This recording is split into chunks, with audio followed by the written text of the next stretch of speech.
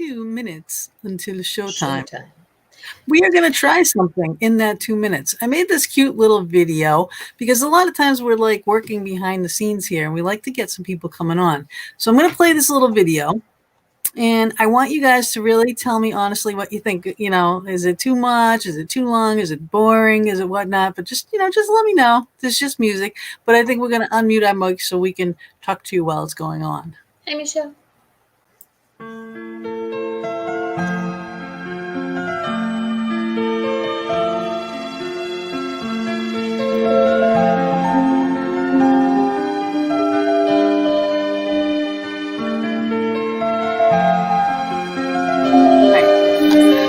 So, let me know if you can hear me. Michelle, let me know if you can hear me.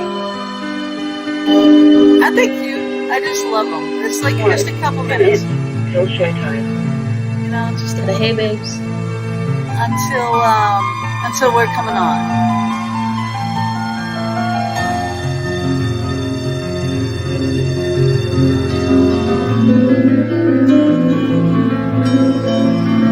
If anybody's curious, this is Power of Angels music by Mona Garcia. Yeah, I did write that in there. Go to our channel. Thanks, Monica. No, it's me too.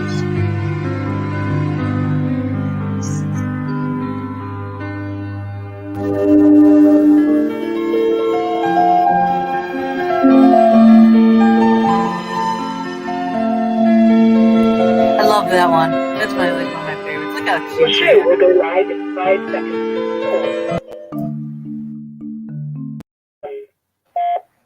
Hold on. Love Talk Radio. Hey, good evening, everybody. I am Gina B, and the place to be is here with me and Mama D every Thursday evening right here in the Fox Den. And tonight we have our guest, who I will play the intro video to introduce you to, and he'll be with us as soon as it ends.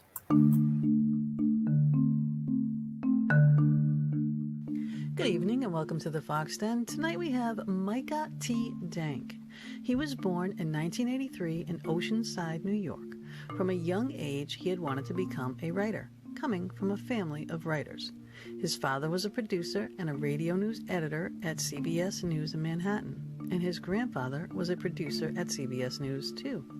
Micha was an actor in high school and became interested in writing from his 12th grade English teacher, Russell Reed. From there, he majored in English at SUNY Albany and transferred down to CUNY Hunter College in Manhattan to earn his bachelor's degree in language, literature, and criticism. It wasn't until he moved to Boston for a new job that he became interested in all the esoteric sciences, including astrology and astrotheology, prevalent through his 6-book series Into the Rabbit Hole. Beneath the Veil, Book 1, and The Sacred Stones, Book 2, are currently published. We are waiting for Book 3, The Secret Weapon, Book 4, Pangea's Pandemic, Book 5, The Hidden Archives, and finally, Book 6, The Final Type. We welcome you to the Fox Den, Micha.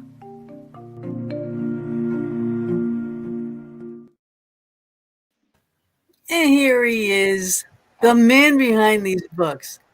I was so enthralled with these books. Oh my goodness. Welcome, first of all, to the Fox Den. How are you? We're very good. And it's true because I tried to get a hold of her during the show, and she was like, "Don't bother me, I'm reading." Okay. Fine. Yep. Yeah, I read 2 books, 2 days, a book a day. And I was planning on reading it over 4 days. I was going to read a half and a half, and then a half and a half. And because, they're 255 pages each, which is really kind of weird. But, I'm like, all right, 255 pages. I'm like, yeah, all right, I'll split it up. I can do half and half. Oh, hell no. I'm like, no. I got to know what's happening.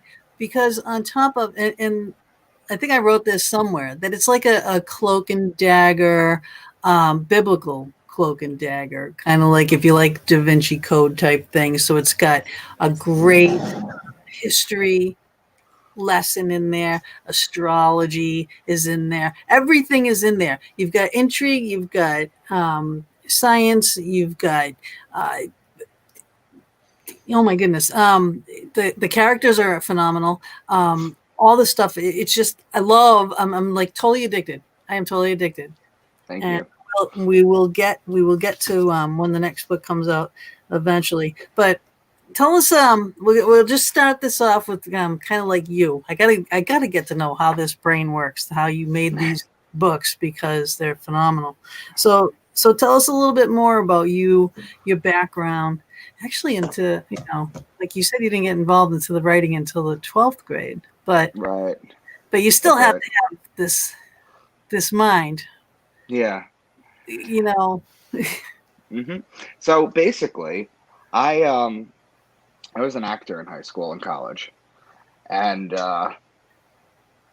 what happened was I went to college and I realized that getting it, because I had gone to the American Academy of Dramatic Arts in Manhattan. I'm from Long Island, so it's not that far. And I realized quickly that the acting education that I got at that school was going to surpass anything in college. So I didn't want to get an acting degree in college. So I got an English degree because I thought it would help me read scripts better, things of that nature. And then it just took a life of its own. I decided that I really liked reading. I really liked writing. I hadn't really until 12th grade. And what I did was I got my degree from Hunter College, and then I worked for a few years, and then I got a job offer in Boston. So I moved there with an ex who I'm no longer with. And we didn't really know anyone out there. There wasn't a lot to do, so I spent a lot of time on YouTube. And basically, I got involved in some of these esoteric sciences, and then I just really started studying on them. And then at a certain point, I remember it was like I could read texts in a different way, as I show in my books. Basically, the characters figure out what I'm teaching you. Like, that's how I wrote it. Nobody's really teaching it the way that I am. This whole astrology, astrotheology in thrillers, where the characters figure out the information. So I thought I had something unique there. Definitely. So I wrote my first book, and then I pitched it to my friends John and Will, my close friends, and I showed it to them, and then they read it. What do you think? And they said, you have to make a trilogy or something out of this. You can't just leave it at one. I want to know more. I want to know what happened with the characters. So one became two became three. And then when I had my third book done, I started shopping around for an agent, and I was rejected like hundreds of times. And then finally one picked me up. And then we shopped around for a publisher. And again, rejected hundreds of times, just constantly. But I saved all the rejection letters, and I just kept going with it. Then eventually I landed a 3-book deal. And then when they read the first one, I told them I was teasing making it a 6-book deal. They read the first one and they jumped all over it. So they gave me a 6-book deal for my series. Nice. So that's basically where I was. And then this entire time I've been writing them. Now, books 1 and 2 are out already. And book 3 is coming out December 15th. They come out every 3 months. And so basically, by next year, they all should be out. And then we're going to send out a box set. And I've just been doing the podcast and the interview circuit. I have the PDF versions of the first one. I'll have to get a box set because I'll clear out box sets on my shelf over here. I'll make a Micha section. Oh my God. Thank you. Yeah. Thank you.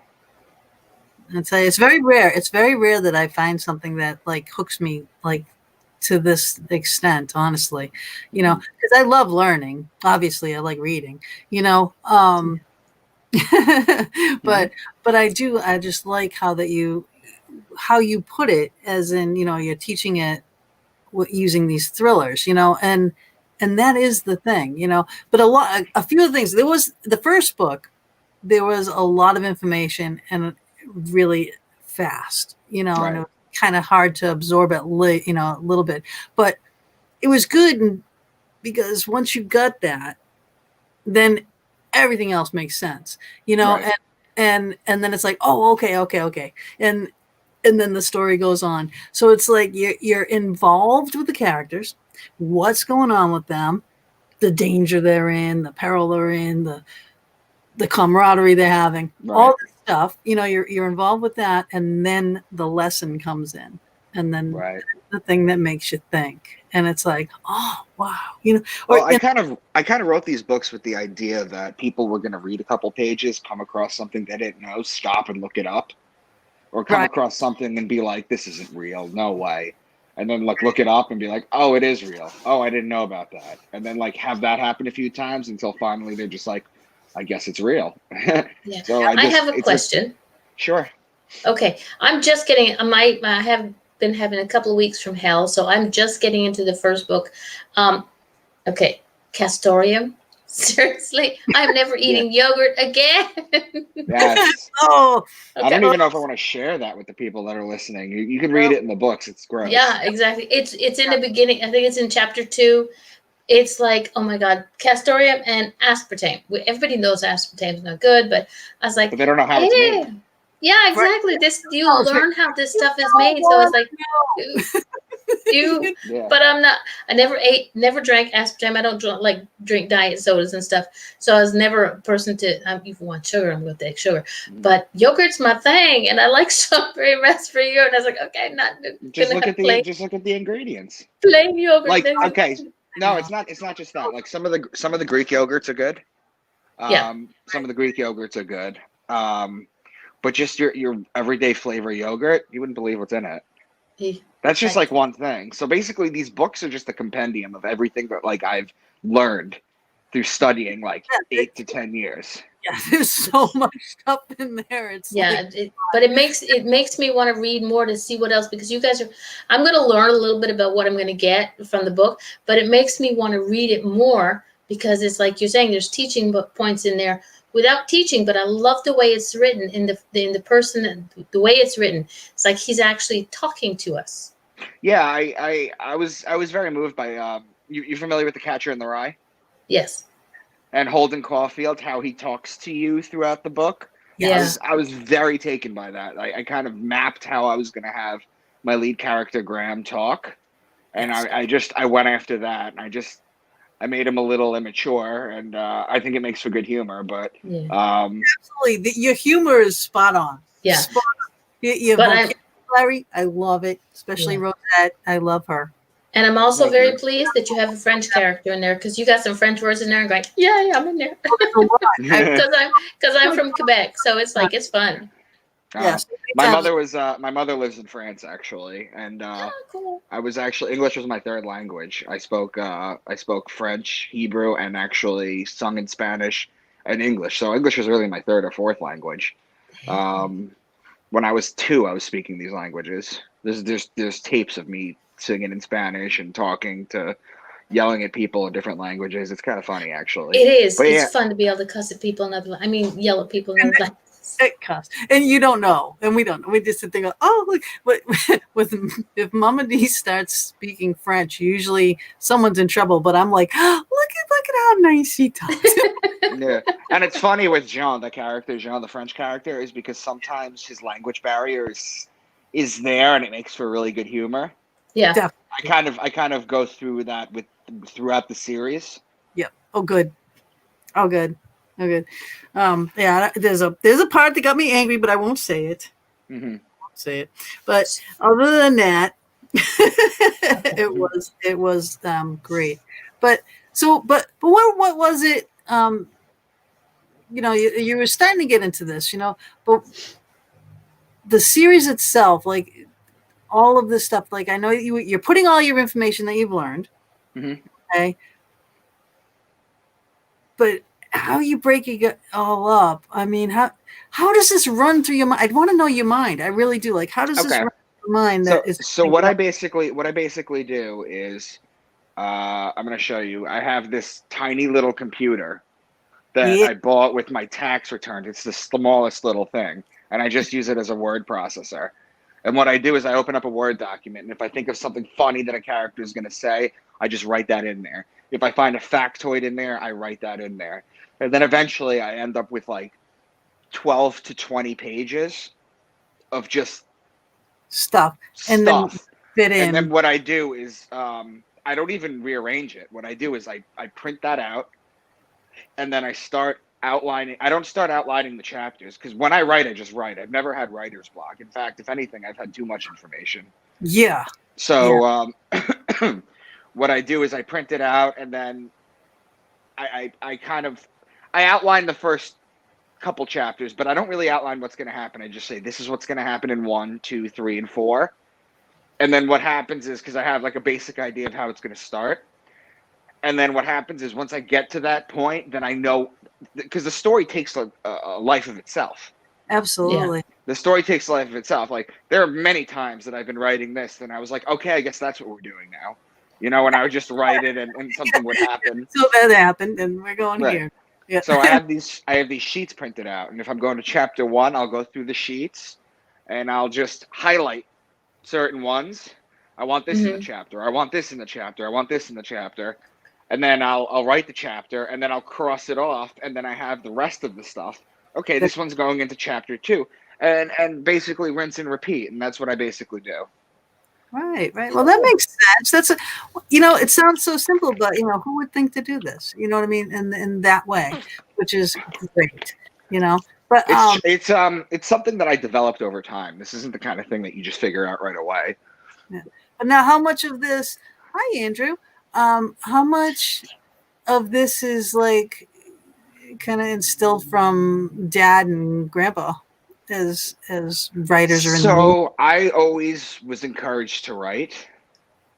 I wasn't a big reader, but I think most children are. When you're younger, you read the kids' books because mommy and daddy tell you. But then when you hit like middle school, you don't really care, and then you kind of like roll your eyes when you have to read like the reading from the English classes and stuff.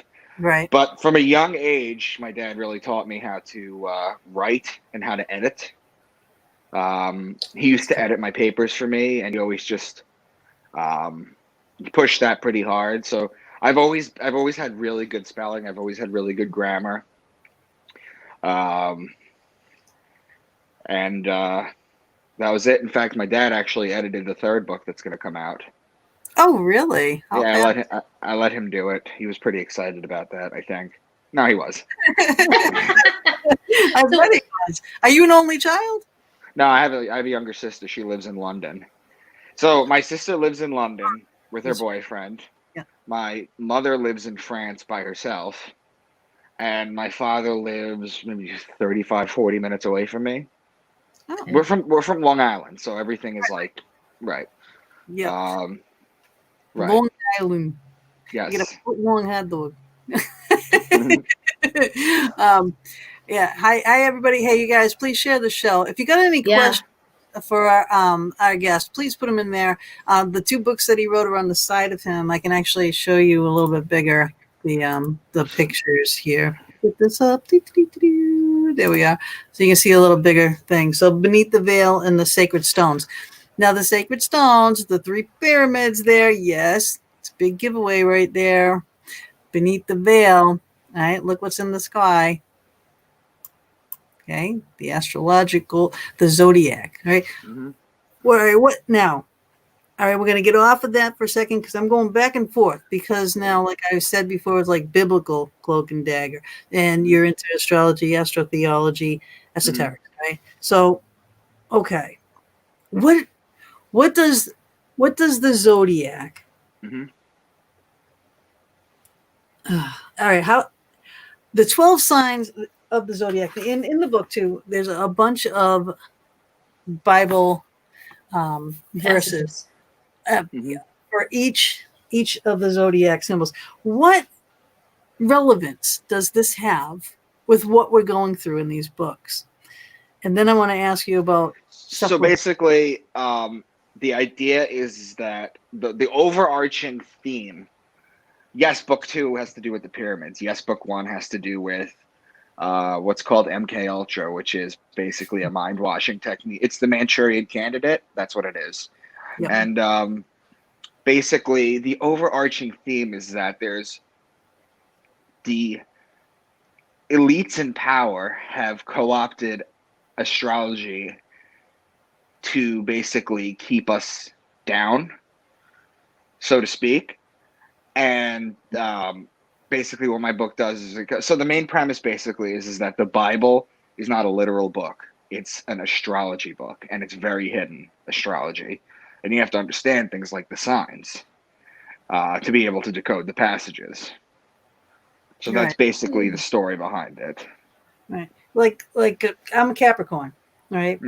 Right. There's tons of them, tons. All of these verses in the Bible are under Capricorn. Sagittarius doesn't have too many. That's Scorpio. Scorpio has a few, not as many as Capricorn. Sorry. Okay. Okay, fine. But I did look up some of them. I did. I was like looking up some of them, but I couldn't look up all of them because there's a million of them. But I did, and here we go, because this is my Bible. It's a massive, it's a massive Bible. So it was like, a little taxing. But let me ask you this then. All right. So now we know that the zodiac and the way that the planets go and the calendars and all these things are all the solstices and everything is all intertwined. Right. Throughout the years. But now let's get more into the religious aspects of things, and the Bible and stuff. How was Jesus able to heal the blind? So there are questions like, how was Jesus able to heal the blind? How he walked on water? How he turned water into wine? Why he had 12 disciples, why he was betrayed with a kiss by Judas. That goes back to Scorpio for you. Why he was dead for 3 days, why his birthday is December 25th. All that stuff is all astrology. And it's hidden. See, the idea is, in the New Testament, is that Jesus is not the Son of God. He's the actual Son of God. Yeah. And then it's basically a story about him going through the 12 zodiac signs every year with sprinkled in constellations from the 88 that we know. Okay. And now explain about the 3 days. What is it with the 3 days around December 25th? So December 20, what happens is, and it's coming up soon, we have the winter solstice. That's the longest, that's the shortest day of the year. It's only about 6 hours sunlight and 18 hours darkness. Right. What happens is, if you look at this, you have the zodiac wheel. You've seen it before, right? Yeah. Capricorn's at the bottom, and Cancer's at the top. Okay? So what happens is, imagine the sun going like this and following the circle. Okay? And it does that by going 1 degree on its axis every day up until it hits the summer solstice. That's the height of the sun, okay? Then the sun for 3 days stays at the same spot. And then on the 4th day, it goes down a degree. Now, when it gets down to December 21st, it's the lowest degree. The sun is dead. And then for the next 3 days, it stays at that height. It can be measured. So that's why he was dead for 3 days.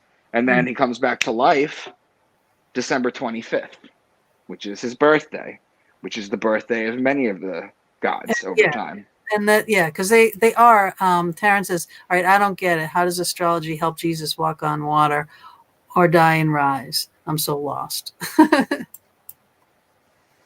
Well, that is.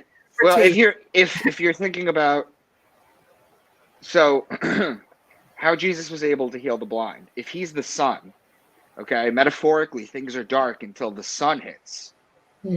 Okay, so it's dark and then the sun hits your eyes and you can see. It's the same thing with walking on water. When the sun sets, you could see the sun look like it walks on water. Okay, he had 12 disciples because there's 12 zodiac signs. Yeah. When he was betrayed with it, I'm sorry. So he is the S-U-N of God, not the S-O-N of God. Exactly. That's what astrotheology is. And basically, you had the Greeks and you had the Romans and everybody else that basically, you had basically the Greeks and the Romans and everybody else from the past. They used to look up at the stars and the planets and everything and make signs. I mean, make stories of it. Zeus, Jupiter, you have all these gods and they would make stories out of it. That's what astrotheology is. It's just a different version of it. Yeah, and in the Bible too, everything is interpretation. It's interpretation, and Correct. and fish stories, so to say, too, because one person says it this way, another person says it that way, another person says it that way. And the way I look at it as religion is, all right, you got this religion.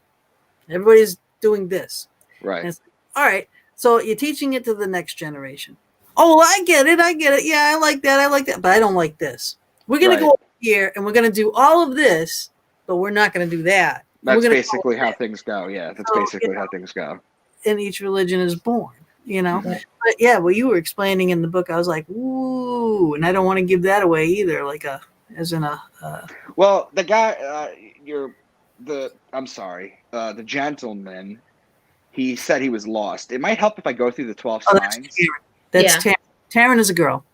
Oh, I'm so sorry. Yeah, I didn't Taryn. mean that. I'm not trying to read it on my phone, and my phone is so small. She says, okay, there's something I could see making parallel sense. So I'm going to read you the information on the 12 signs. And then I'm going to give you a couple of Bible verses, and I'm going to reinterpret them from you that are going to make complete sense to you, okay? Mm-hmm.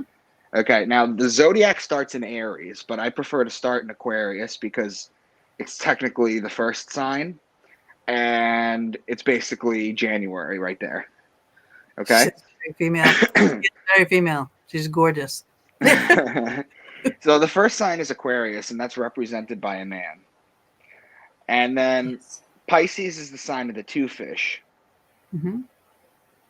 Then Aries is the ram. Okay? In Aries, you have March 21st. That's the spring equinox. It's 12-hour day, 12-hour night. You also have an equinox September. Okay? The Jewish people celebrate the new year around the equinox. And also, in Libra, it's the man with the scales. Mm-hmm. It's the judgment. That's why the Jews also have their Yom Kippur. Right. Around that same time in Libra, because they're judging. They're being judged. Right. They're hoping for another year of life. Clear your house and give back things you borrowed and all kinds of everything. Exactly. Yeah. So you have the spring equinox, okay, which basically you have the Passover. The Jews celebrate the Passover around this time, which is also known as the passing over of the sun over the equator. Okay? So that's how that goes. And in Christianity, they just renamed it. They didn't call it the passing over. They just called it the resurrection. You have Easter there. Easter, which is like the same time. I mean, if they went with the calendar, like Jewish people do, go with the calendar. It falls on whatever it falls on because it's following a calendar. But Easter's always here, and you know what I mean? It's like, it just doesn't make sense to me. But again, religion is religion. Right. Well, I mean, it's also, so the Jewish people are the people of Aries. We're the age of Aquarius. The Jews were the age of Aries. That's when the books were written. That's why they smear the lamb's blood on the door to protect them. Right. Okay. That's why they blow the ram's horn to the sky, because I always wondered that. I mean, I'm a Catholic. I had a cleaning business for a long time, and a lot of my clients were Jewish people, and I would ask them, things, but I always saw the horn. And I'm like, what do you use this for? And they tell me when they did it, but they never said why. And I was like, that's why. That's why it goes back to that. And they don't know about it either. Like they don't talk about astrology and religion. The next sign is Taurus, is the bull. So the bull, when you look at the sky, you got to remember back in the day when they were figuring all this stuff out, they didn't have watches, smartphones, anything, calendars. They had like a sundial maybe, and they had to look at the stars. When everybody, that famous quote, winter is coming, because they didn't, obviously you would know if you had a watch, but back then you didn't. You had to look at the stars and know what was going on. So when you would look at the stars and see Taurus, you would know that you have to put it's the bull, you have to put the plow on the bull and then plant so you can get your grains and everything so that they can grow in Libra and Virgo, which I will get into that in a little bit. Gemini is the twins. Right. Cancer is the crab. I told you that in Cancer, December 21st, then for 3 days, then December 25th, it comes down a degree, right? Right. Okay. Leo is the king. It's the king of the jungle. In fact, the ruling planet of Leo is actually the sun. So Virgo is the virgin, the woman holding the wheat stalk. Mm-hmm. Okay. And that's It's why when Jesus. It's why Jesus was born of a virgin. It's why all these gods are born of a virgin because of Virgo. She's holding the wheat stalk. It's why Jesus is known as the bread of life. Is a nickname.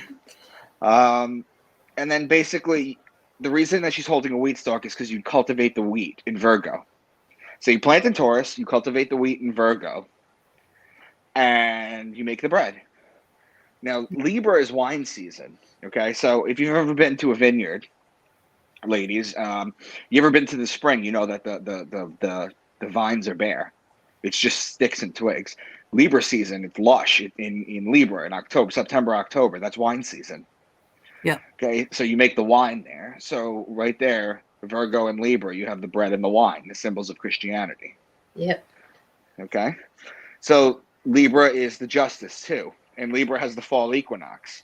Now here's what happens: the sun is judged in Libra, okay, by the scales, by the law, right. and it comes down into Scorpio. And you were talking about Scorpio before. This is where your Scorpio comes in. Scorpio is the scorpion. All these signs that you look at in the sky, they look like nothing like it. Like some of them do. Like the Yeah. twins kind of look like the twins. But Scorpio really looks like a scorpion. You can always pick it out. Okay? And he is known as the betrayer. And the reason Scorpio is the betrayer is because when a scorpion bites you, it leaves an imprint in your skin full of poison that looks like two lips. That's where the mafia gets the kiss of death from. Yep. Okay? Yeah, that was referenced in the book, right? So that was like, yeah. Right. And it's also why, so Jesus is the son, and he's betrayed by Scorpio, which is Judas. That's why Judas betrayed him with a kiss, because he's Scorpio. That's the betrayal. So he's judged in Libra. Right. He's betrayed in Scorpio. Then in Sagittarius, that's the bow and the arrow. It inflicts further punishment on the sun, and it kills him. The bow and the arrow become the spear. Okay, it becomes a spear to the side of Jesus. In fact, the two most important murders, or I could say deaths in the Bible, arguably could be the first murder, Cain and Abel, Right. Yeah. and Jesus. Yeah. Jesus was killed with a spear to the side. Right. And Cain and Abel, do you know what the word Cain means in Hebrew? No. It means spear. Oh, no shit. Oh. So so they tell you that, right? And so in Sagittarius, that's it. And then in Capricorn, it's the goat, because you're looking at the zodiac wheel, right? And the goat's at the bottom. And then the sun's climbing this way. It starts at the bottom. It likes to climb the mountains, just like the goats. So if we go into this, I've already given you one of two of them, but he's known as the scapegoat of Israel, the goat, Capricorn. He's the son of man, or the man sign in Aquarius. He's the fisherman of men, which is Pisces, the two fish. It's also why he could feed the masses with the two fish. Okay. Remember, 2 fish and 5 loaves? Yep. That's why he feeds them with 2 fish. The sun is in Pisces. It's metaphorical. Yeah. The ram in Aries, he's known as the Lamb of God. Taurus, he's known as the strong bull. He's known as the Lion of Judah. That's Lion in Leo. He's born of a virgin and called the bread of life. That's Virgo. He's known as the just one. That's in Libra. He's betrayed in Scorpio. He dies in Sagittarius on December 21st. Dead for 3 days. Rises December 25th. It's also why he's worshipped on the sun day, by the way. Oh, yeah. Huh. Things that make you go, Mhm. That's this whole. Hey. That's these 2 books. Why I couldn't stop reading them, because it is things that make you go, because you're teaching so much. It's so much information in there, Yeah, the thing is, he teaches without people realizing they're being taught until it just sort of sinks in, and it's like, holy cow. Yeah. Yeah. But I mean, I would have to read it a couple times to get it to really sink in the Well, lesson. there's replay value on the books. I got yeah, thank God. I've got I'm just so addicted. I'm so addicted to the story because I can imagine. I can just imagine. What was your favorite movies? Did you like Indiana Jones movies? I watched I watched everything. I was hugely influenced by Dan Brown. In fact, when you I've been compared to him. Hopefully, I'll get that successful. But I've been compared to him. Just look at the people on my Amazon reviews. Like they're all 5-star, and everybody wrote like an essay. Nobody just wrote like 1 or 2 lines. Everybody was just like moved. It was great to hear. Yeah. Please go to Amazon and look up Micha Dank. All right. And oh my God, yeah, he's got some great reviews. I put in 2 reviews, and I will get the next one because December 15th, I'm first in line for the next book. Because I got to know what's going on right now.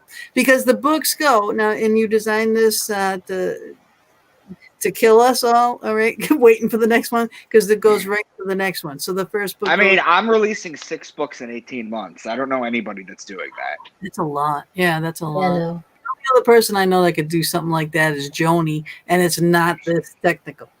Yeah. Because this is technical stuff and keep your story going, you know. And it is cloak and dagger and danger and coercement and corruption and outing people and rectifying rights and all. I mean, you got it. It's in there. Everything is in there. It's action packed, jam packed, lessons learned. Everything's in there. I love it. I love it. I love it. But how did you? Right now, I know.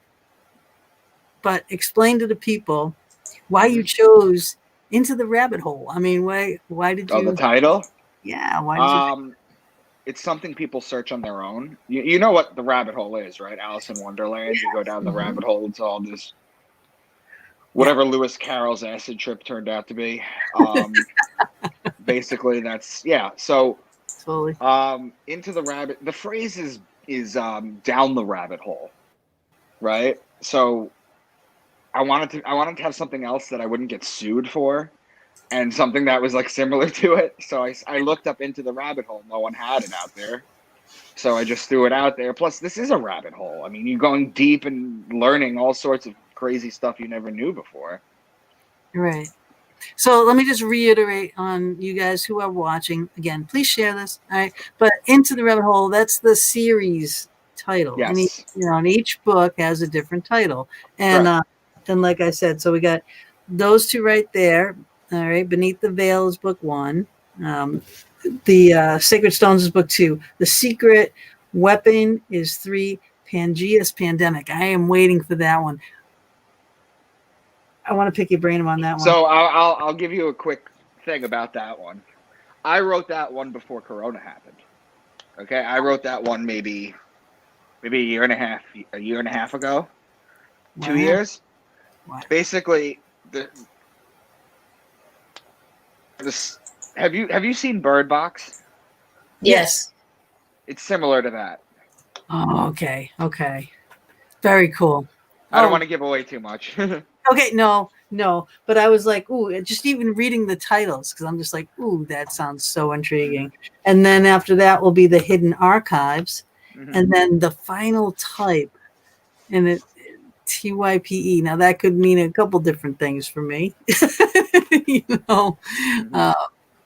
I can't wait. I just can't wait for all this to unravel for me, I love it. I love it. What does your father say? I mean, is he hooked? Is he, does he know what happens in the next one? He read 3 because he editing. He edited it. He's into like war type stuff. He was in Vietnam with all the other news reporters. That's basically when he like started a little bit. So it's not really his cup of tea. He's rather religious. Both my parents are religious. In fact, that's probably why I am the way I am. Yeah. But yeah, no, he's proud of me. So that's enough. Yeah, that's awesome. Yeah. It really is. It really is. Mama, have you got a question you'd like to? Well, I'm getting the links to put in the chat room. So if anybody wants to go to Amazon.com, the link is in the chat room. And unfortunately for us Canadians, we can only get it on Amazon Kindle. I'm the type of person who actually likes to have it in hand. But Amazon.ca also has it, but on Kindle. And what did you say the title of the third book was? Book three, Secret Weapon. Secret Weapon. Okay, because it's here on the No, Kindle it's not. That's the pre-order. Okay. It comes out December 15th. Yeah, that's what I mean. Okay, I see it now. There you go. I only half read. I kind of got excited. I was like, hello. I'll be one of those in the pre-order things because I gotta have it. Yeah. Honest to God, I was just like, all right, I read that first book that one day, and I actually even picked up and read the first chapter before I passed out of like, ugh. I'm like, well, I know the next book. And then so I had already had chapter in. And it's like, yeah, this is going to be good because it leads one into the other. So are they all like that? Just like one right into the other, to the other? So the way I wrote them is that I made sure that there was no good place to put the book down. Each chapter ends on a serious cliffhanger. There you go. Yeah. Totally. Yeah, totally. Hi, Gretchen. See, the funny thing is these books aren't long. They're not long. They're just very dense. I mean, they're big. They're bigger font. They have pictures in them. You know. Yes. So the pictures are good for the storyline. It's a quick read. You can reread it a bunch of times, but it's a good read. Yes. Yeah. So I mean, nobody's doing the way I'm doing it. Nobody's teaching this stuff. So I can give you guys 2 examples of some biblical phrases that we can. Now that I went over the 12 signs, this might make more sense to your listeners too. Have you heard of the phrase "Pride comes before the fall"? Yes. Mama D, can you explain it to me? No. Because I've heard. Right. If you're being very prideful, that's isn't that if you think too much, it's sort of like if you think too much of yourself, that you eventually fall off your own stool, your own pedestal. Right. That's pretty much what everyone says. That's pretty much that's how to read it line for line. Yeah. However, in astrology, not in astrology, astrotheologically, pride comes before the fall. Do you know what a group of lions is called? A pride. That's Leo.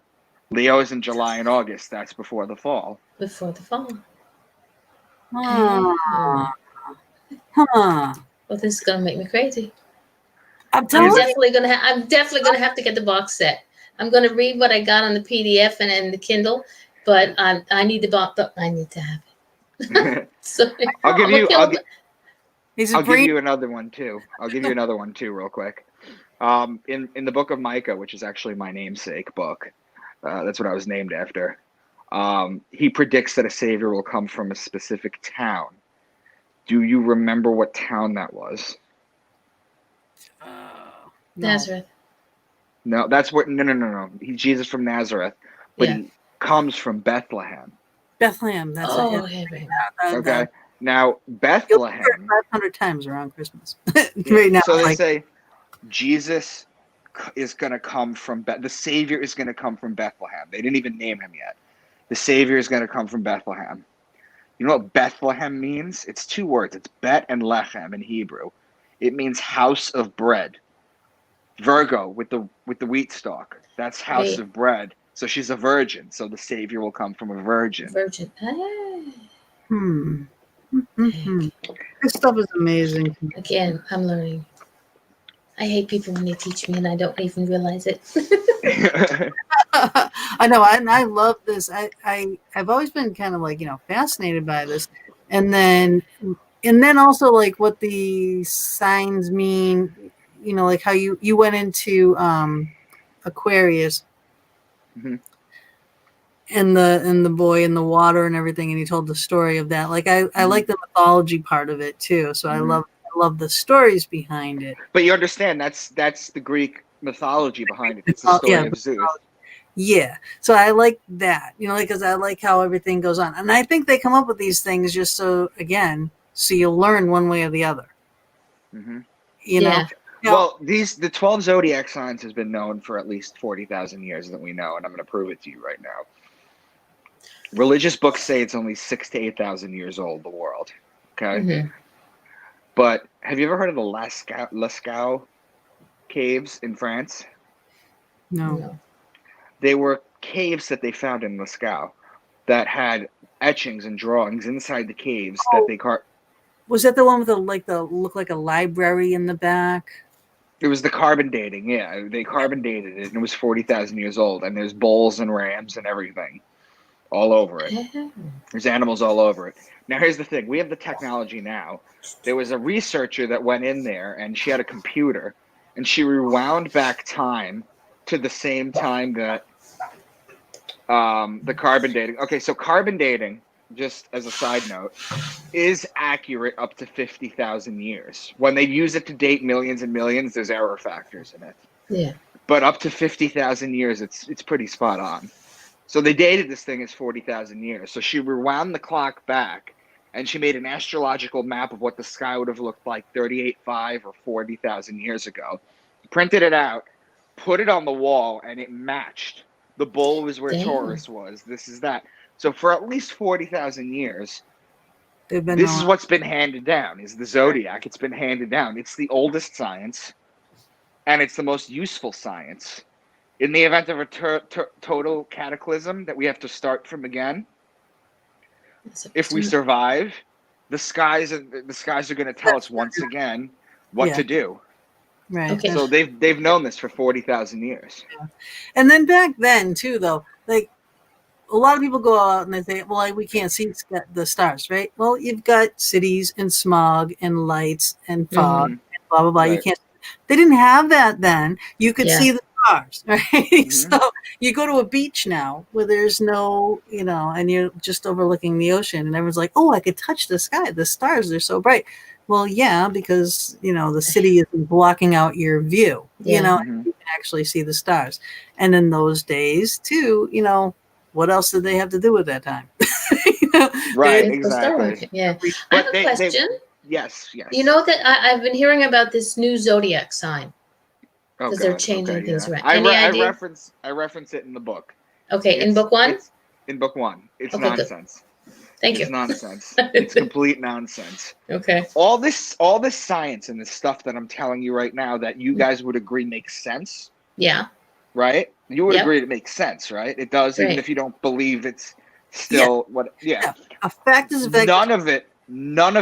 One of two things has to happen. Number one, the reason that this works is because we're in the northern hemisphere.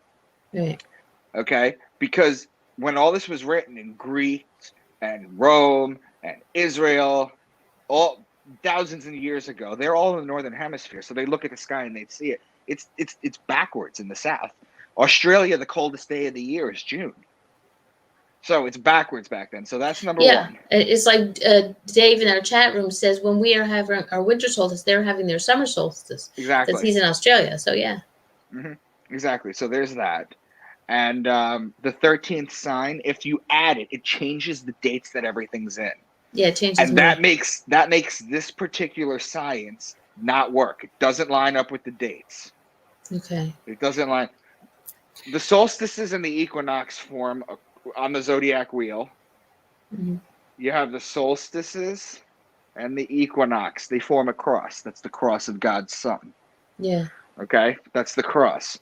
And there's even more astrology than that. There's a group of stars in Cancer called the Beehive Cluster. It's called an asterism, and it's just a cluster of cells called the Beehive Cluster. Okay. Next sign over, you have the Milky Way galaxy. Well, it has bees produce honey, and then you have the Milky Way galaxy. That's the area of the milk and honey. Yeah. So this is throughout the Bible, literally throughout every book. This kind of information is hidden if you understand the science. Yeah. Right. When you're looking for it, that's the thing. People don't understand what they're reading until it's pointed out, and then you see it all. And then you can't help it. And then the more you study it, the more it will come out. But you give it. It is in here. it is in the book. I printed out the pages that have all the verses of the things that pertain to the zodiac, to each zodiac. Now that is amazing. I never thought of it this way. And, as the sun, S-U-N, Yeah. Jesus, that is just, It takes like somebody to explain it who understands it, like Micah understands it. So explaining it in Yeah. people But- terms, just down here for us to get it. yeah. But Sorry. it got out of hand, basically. That was a story being told, and then it got picked up and then went poof. You know what I mean? So that's something that could blow up a bunch of people's worlds. So that's a big part of the story. And I love that. I mean, I love that because, yeah, people don't want to mess with what's going on. They don't mess with my system. Don't mess with my money. Don't mess with this. You know what I mean? Leave things be. And if you're going to make waves, we're going to get rid of you. And basically that's like, what's kind of going on. And it's not working because our character is getting himself out of trouble. But I don't want to give too much away, but please, people, if you like these kinds of stories and it's amazing, then you got. They're very Dan Brownish, like with the cryptograms, the anagrams, the hidden codes. I do all of that. Yes. Oh, so cool, so cool. Yeah, like Cloak and Dagger and Da Vinci Code. Move over. I mean, if this series was a movie, it would blow Da Vinci Code right out of the water. Totally. Because that one was good. I love that. And now you said that there's like references to the Rosicrucian too. That's the third book. The next one. My next one. I can't wait. December 15th. I chomped at the bit. We're now on his personal email mailing list, so when they come out, we can. Yeah. Well, I'll be in the pre-order thing, so it's like, yeah, all right, yeah, I need that. I need that. Then I'll be going, okay, because I'll get that done the day we do that. So, who was your favorite character in creating? I book don't one, have. we're gonna stay. I don't have one. You can't. I can't give anything away in the story, but it is very hard to lose a character. They're all so unique. I have one of them. As you get deeper into the series, one of them is a psychology grad student. Okay. One of them is a quantum physics TA. One of them is a computer programmer from MIT. One of them is a pre-med doctor. I have all these just brilliant minds, but they're young and immature. That's the thing about it. That's why it's funny. Right. But they're so smart. Are these characters based on any people that you know? So one is based on a personality of a friend of mine from college. Rosetta's. Her personality is just a spitting image of my friend from college. Well, and because I love her. yes. And you're gonna meet Larissa in a later one, who I have a friend. My wife has a friend named Larissa, and early on she read all my books, and she hounded me to put her in it. So I just said, all right, I need a new character anyway. I'll just use Larissa. So There you go. Oh, that is awesome. Hey, you need any paranormal investigators in there, you let me know. Any crazy Canadians? Hello, I'm ready.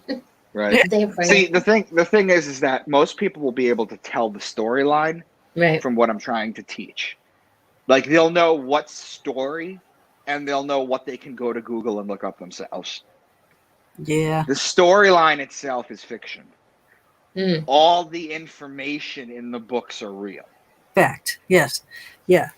Yes. That's what it's like, you have the story going on, which is, draws you into everything. So there's your thriller.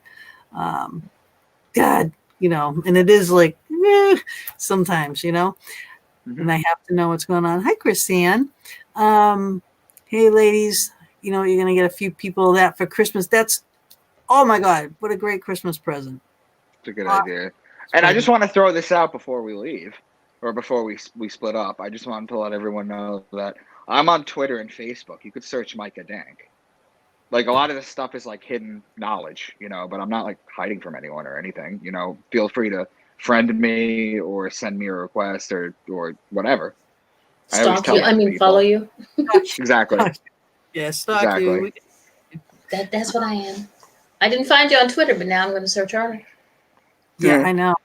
So yeah, we'll look them up on everything. The Yes. books are on Amazon. Check out the reviews. Just read the reviews; they're amazing, and you'll learn a lot. You're going to get a ton of information, and you're going to get a great story, which should be a series. It should be a movie. Actually, it's interesting that you brought that up because I'm paying someone right now. I can write books. What I cannot do, what I don't have experience with, and what I can't do is turn it into a script. So I'm having someone turn. I'm having. I can read a script. I can act a script, but writing a script, it's a different thing. It's a different animal altogether. Yeah. It's a different animal. It's completely different because in a script, there's a lot of off-camera cues. There's a lot of things like in a book, you could be very descriptive, but like the dialogue can't go on and on and on and on forever in a book. I mean, in a script. So I have somebody turning it, and I have a lawyer that I'm gonna pitch to Hulu, Netflix, and Amazon. You're gonna get a great story, which should be a series. It should be a movie. What happened, Mama? Actually, it's interesting. It was my phone, not me. Uh-oh. That was weird. All by itself, it turned the volume on. Mm-hmm. Wow. We are having the craziest time. I'm on a little tiny computer right now because all my other things are down. Everything's down. So I'm on this little one, and our electronics are like whacking out. Is that astrological? I mean, is there something going on that's whacking out all? I'm Scorpio, hello. Knock it off. I can't deal with it anymore. But besides the Into the Rabbit Hole series, is there something else that you want to work on? Are they, you're moving on to in your mind? I've only been doing the podcast circuit for about 5 months now. My book came out June 30th, so it's been a little less than 5 months. And I've already done like 20 podcasts, and I have some really big name podcasts coming up with like hundreds of thousands and millions of viewers. So Sweet. I'm going to be doing that. Well, when you get on them, send us the information and we will share it. Oh, for sure. Yeah, I think I have you on Facebook, right, Gina? Yes, you have. And you have me. You accepted me, unfortunately for you. I do too. I will. I'll keep you girls in touch for sure. Look at this. So Tom, please struck my interest. I just ordered both. Fantastic. And I'm telling you, you're not gonna be able to put them down at all. I couldn't. And but to answer your question, I'm teasing a 7th book. I have the information in my head, and I've already started writing everything up. But it's just. Oh, you'll just understand when you get to book 6. It's just it takes a lot. Like I might have to bring in like a cousin or something, or like make a story, a spin-off. I don't know yet. I'm teasing it, but right now I'm just enjoying the ride. I've got 2 out. 3rd's coming out December 15th, and that's pretty much it. And then it's 30 days to the next one.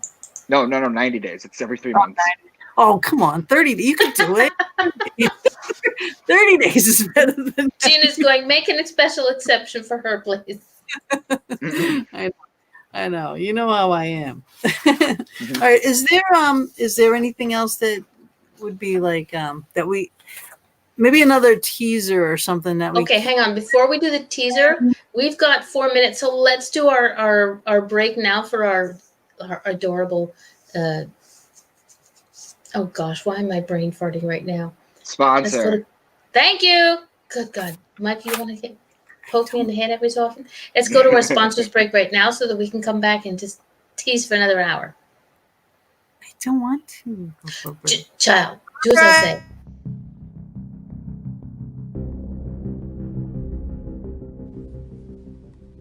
The Fox Den is now proudly sponsored by VORTEX Ghost Gear, one of the leading fabricators of paranormal equipment. Bob Christopher is the founder and creator of Vortex Ghost Gear. He has decades of investigating, starting with his team at NEPA and as lead in the popular local TV show Ghost Detectives. He has experience of how spirits could be seen or heard. Using this knowledge, he has manufactured equipment for specific scenarios of spirit manifestation and communication. He is the only manufacturer of the popular lifelike trigger prop cats and dogs. Using proximity meters wired to lights and sound, these prove to be highly effective communication devices in the field of study. The HTO, another Vortex exclusive, allowing specific items to be the highlight or trigger of your investigation. For example, place the item on a metal tray or attach directly to any metal object such as keys or glasses that continue to go missing or moved. Ask the spirit to touch the item. The HTO will light. It has a sound option as well. This device was used in Travel Channel's Ghost Nation with great results. The Dome, a static detector, can be the most useful device in your gear bag. This is to back up the theory that the spirits manifest using static electricity. Using several, you can track a spirit, for example, walking down a hallway, setting off each as it passes. The geophone detects vibrations. This is another way to track movement. If a claim is footsteps in the hallway or stairwell, set the sensitivity and place the device in that area. Its band of lights will show a range of vibrations from the slightest tapping, lighting only a few lights, to the loudest thumping, lighting the entire range. The Easy Scan ghost boxes are very popular due to the ease of use. They are custom decorated to the individual or team using them. Bob programs and uses an Arduino-based computer scanning FM waves to potentially communicate with the spirit realm in real time. Every box is unique and all custom hand decorated by Gina Bankston. The V-Pod has a special place for those who love the idea of REM pods. Use this sleeker, smaller, easier to transport device. It is a must-have in your gear bag. Take your investigating to the next level with many of Vortex Ghost Gear's unique and custom creations by Bob Christopher. Visit www.vortexghostgear.com to view all the products and get your equipment today. You can also investigate with Bob and Gina with ghostly excursions, taking people to some of the most haunted locations in the USA. Visit www.ghostlyexcursions.com and join us on our next adventure.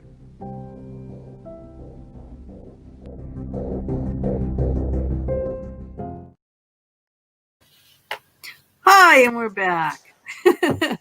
So, Yay. all right, I want to get back into more biblical type of stuff.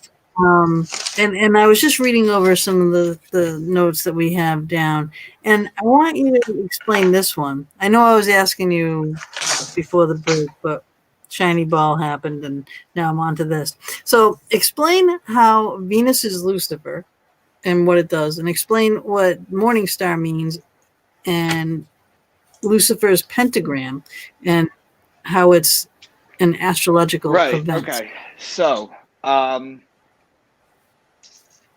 basically, the idea is the Bible's a metaphor. Things represent certain things.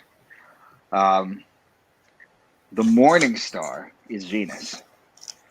You know, when you look out, if you like get up early in the morning to have a cup of coffee or a cigarette before work or whatever, and then you like look outside, and it's dawn, but it's not really dawn. Like you don't see the sun, but it's projecting light, so you see the blue sky like that. When you that part of the night, that part of the morning, when you're at that part of the morning, if you look straight out into the horizon, you see a bright flashing light, and that's the morning star. That's Venus. It announces the arrival of God's son. So Lucifer, morning star. Lucifer is the light bearer. Okay, they explain it. Okay. They explain it in. They infer it in Genesis 1. God says, "Let there be light," and how's there light without the light bearer? So they reference Lucifer there, even though they don't actually reference him in the book. But as far as him being the morning star, Jesus also calls himself the morning star. If you go to John 22:16, he says, I am the root, I am the offspring of David, I am the bright morning star. So he calls himself the morning star as well, too. It's a metaphor. And as far as the pentagram goes, I just told you that the morning star was Venus. So if you have the sun here and you have Venus and the Earth going around it in their orbit in a year, in 1 year's time, they almost touch 5 times.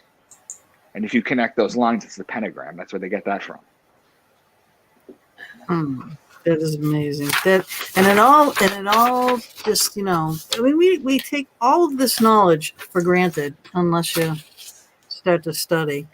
Now, tell me about Deuteronomy 32 and how is that like just veiled astrology? Yes, I think I gave you that information. You'll see a lot of it. So I went over some of it, so you'll pick up on some of it right now. But basically, Deuteronomy 32, he gave them honey from the cliffs and olive oil from the rocky ground. He gave his people butter from the herd and milk from the flock. He gave them lambs and goats. They had the best rams from Bashan and the finest wheat. They drank the best wine made from the juice of red grapes. But Jeshurun became fat and kicked like a bull. So he gave them honey from the cliffs. That's the beehive cluster again in Cancer. That's right. Okay. Olive oil is Libra season. That's when you get olives in the wine. He gave his people butter from the herd and milk from the flock. That's the Milky Way galaxy. Right. He gave them lambs and goats. That's just Aries and Capricorn.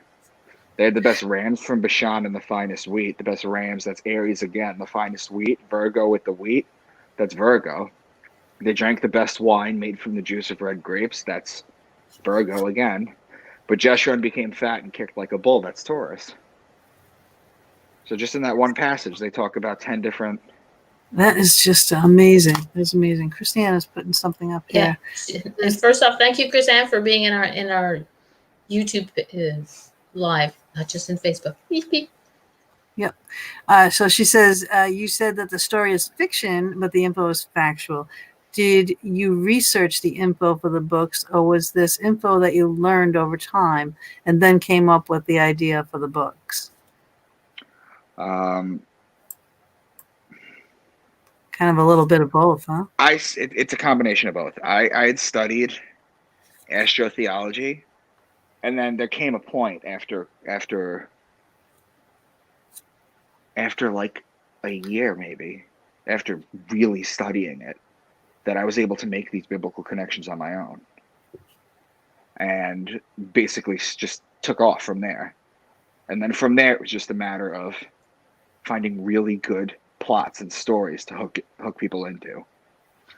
Yeah, thank you for doing that, because I like reading, honestly.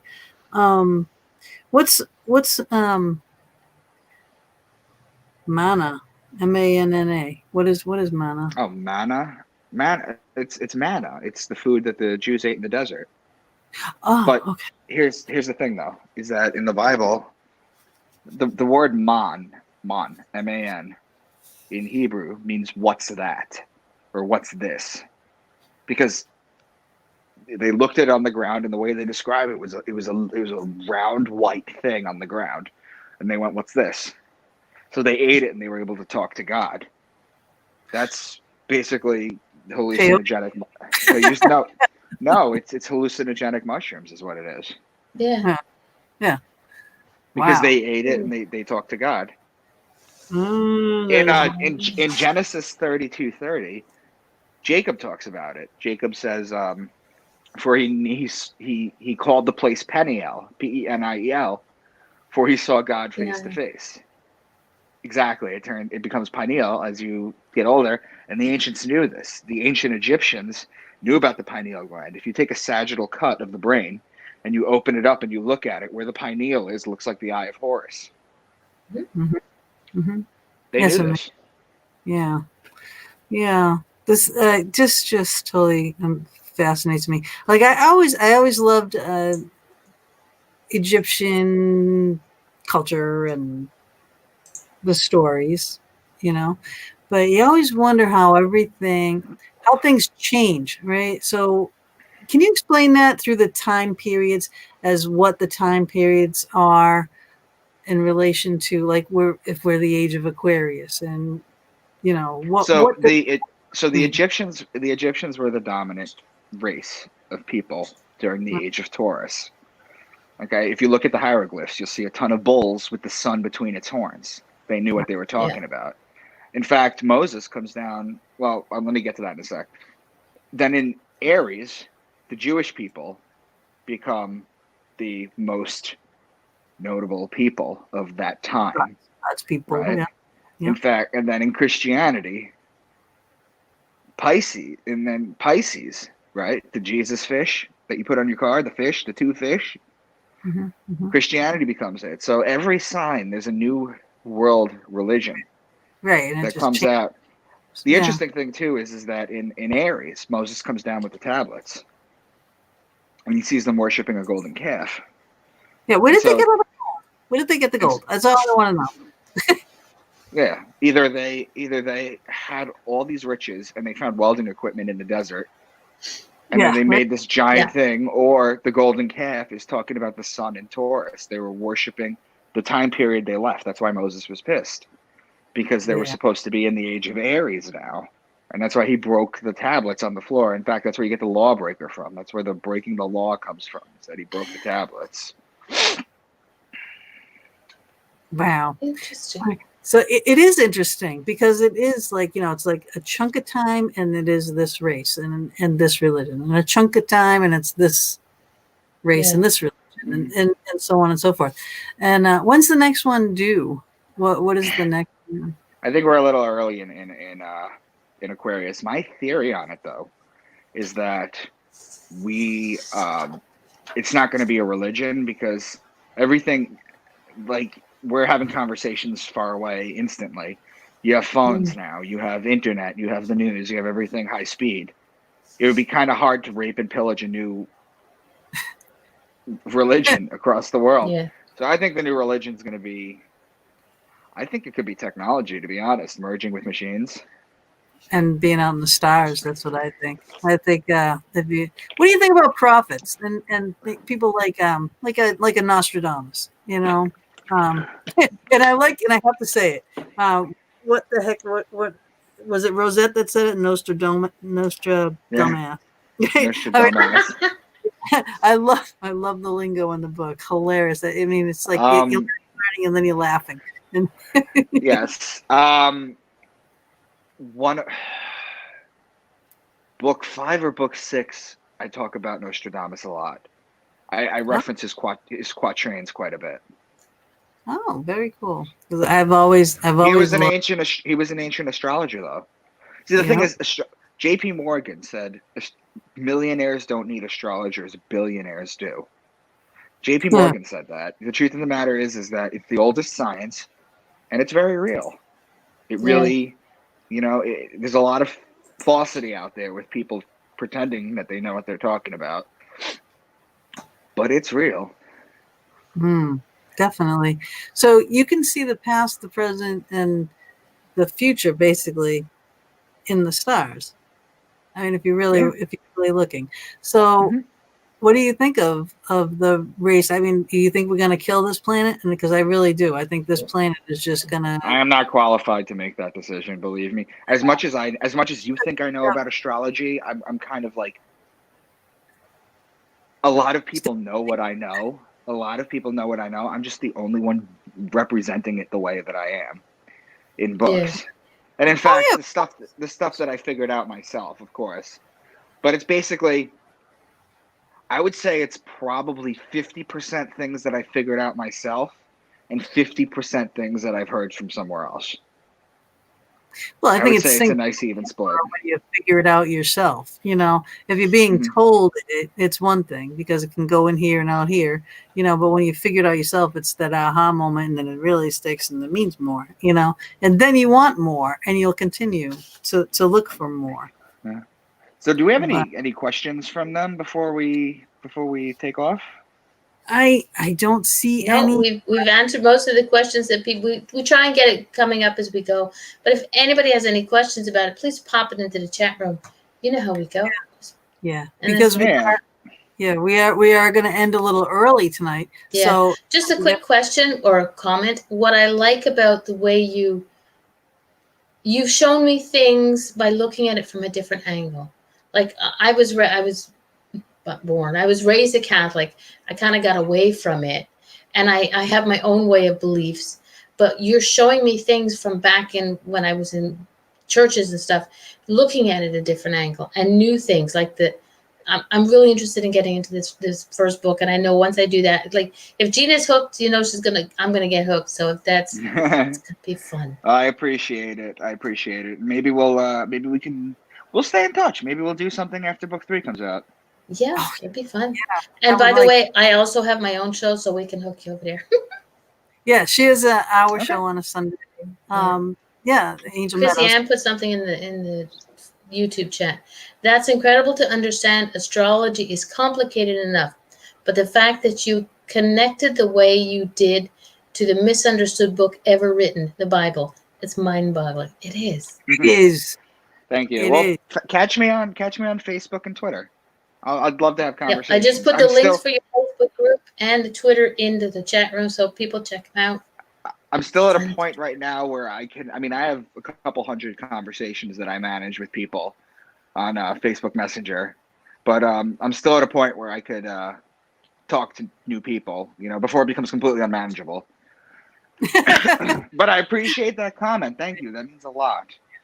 Yeah, it is. It's true because it's like when the Bibles were written. For each time it was rewritten, it's been written through the viewpoint of the person who's writing it. Like Gina says, "Oh, I'll take this one, but I'll leave that part out." Understanding it is even more complicated because I'm not one to read the Bible. I'm not a reader, but when I find something I like, I really enjoy it, I will read it. And the Bible has never hooked me, but the way you explain it makes me want to go and just check it out. But I don't have a Bible as big as Gina's. Yeah, Bible studies. You go to Bible studies, and they're flipping here to flip to here to flip to here to flip to here. Because it's going in Job and Luke and it's all the different things, but that's their job. All right, these things together to tell a story, to make you understand. So it's not, you can't literally read the book. We've had people on here that said, "Oh, I've read, 500 books. The Bible is one of them." It's like, why would you just read the Bible? Because that doesn't do anything for you. It is putting it together in context, and that's all that is. Tom in the chat room says, if someone wanted to continue to learn more after book about the astrology meanings and the interpretation, where do you recommend that they go next? Good question. I would go to YouTube and write this name down, Jordan Maxwell. Look up Jordan Maxwell and then type in astrology. Okay. He is one of the grandfathers of this stuff. Of the modern day, I should say. He's one of the grandfathers of the modern day. Okay. So now, do you love this, breathe it, live it, research it a lot, or is it just as you're writing? Just tell me, what do you do every day? You get up and basically I manage the podcast that I'm going to be on. I send information out. Some are starting to find me now. I've got a ton of interviews lined up, like a ton. And that's basically a lot of it, is just dealing with that. My 6 books are written. So when they're done, I'm going to assess where I'm at and see if I need to put a 7th book out there, see what I want to do with it. But once these 6 are out, they're out. That was the goal. And then just basically sharing it with people. Awesome. Wow. All right. I can't say too much more without giving away pertinent stuff that I really don't want to give away. I honest to God don't. There's so many things that I could say at this moment in time, but really, people, I'm not kidding. Just read it and then let me know what you think, because then we can talk. All right. Then I can bring this stuff up. Is that you, Mama? Yes, it's my thing acting like a butthead again. This time it was a lot. She's always busy in the background doing all the things. Well, I just She's- found Jordan Maxwell's link on YouTube, so I'm going to pop it into the chest. See how good she is? What a good girl she is. That's why I love her. That's why we keep her around. And I thought it was Fantastic. right here. Dang. Ah, good. Is that your girlfriend or wife? Yeah, my wife. Yeah, sorry. I meant- We'll let him go in a probably- minute. Yeah, we'll let him go. We'll let him do it, do your thing. But yes, I want to have you back on. Yes, I'm in line for that book. I can't wait to talk to you about that one. And yeah, more good things from you because, Yeah. you get quite the head on your shoulders there. And Thank you. it's full of information that really people aren't learning anymore. It's like this. How do they learn? Dr. Google, Encyclopedia Google, when they need to learn something, it's like you take the joy out of learning. Well, you know what you did? You put the joy back into learning. Oh yeah, thank you. And that's fabulous. So again, good job. Kudos. Thank Keep you. up the work. I can't wait to read the rest.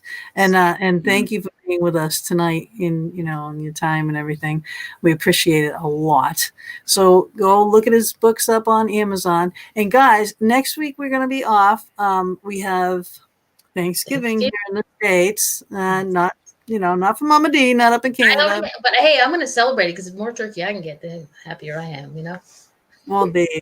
So we will be off that week. And then the week after, do not miss the show because it's going to be great. We're going to have psychic medium Chris George on, and we're going to be talking about fake psychics, and what to avoid with Yep. all that. And you really don't want to miss it because there's a lot of surprises coming in on that one. So again, all right. Don't forget tomorrow. What's happening tomorrow? Yeah, tomorrow. You know what's happening tomorrow? My birthday. It's Mama D's birthday. And what did I say I was doing for my birthday? Jean and I are going to do readings on YouTube. Yep. Only YouTube. So better sign up on YouTube. I'm going to kick some butt. Yep, we are going to pull Sorry, some Micah. Saw the violent side. Tomorrow at 1:00 in the afternoon. Eastern Standard Time. Right, Eastern Standard Time. We are going to be on our YouTube channel, only YouTube, not Facebook, just YouTube. So go to the YouTube tonight, subscribe, hit the notification button so you don't miss it, and we'll be doing some little mini readings, oracle card readings at 1:00, and celebration of Mama D's birthday. Damn straight. I'm giving away gifts. Yeah, Well, but okay. Yes, Chris George, I can't wait. It's going to be amazing. He used to be my co-host. He's a Staten Island hilarious guy, right? he So was. yeah, and he's from Long Island, right? So he's like, hour away. He spends a lot of time in Long Island right now because that's where his girlfriend is. But all right, I'm going to let you go. Sorry. We are going to end this show. Thank you very much for tuning in. Please share the show. Please go to the YouTube, subscribe. Please look up Micha Dank. All right, let me just throw up the books right here. These are the first two. All in the chat. So get over there, find him, connect with him. And don't forget, he said that possibly after book 3, he'll come back on again. So in the new year, watch out for another one with Micha. Yeah, absolutely. All right, so ciao for now, guys. And we'll Bye, see everyone. you 2 weeks. Enjoy your holiday. But see us tomorrow, but we'll be in the Fox Den 2 weeks. All right. Bye, Micha. Thank you for the great information. You're welcome. Take care. All right.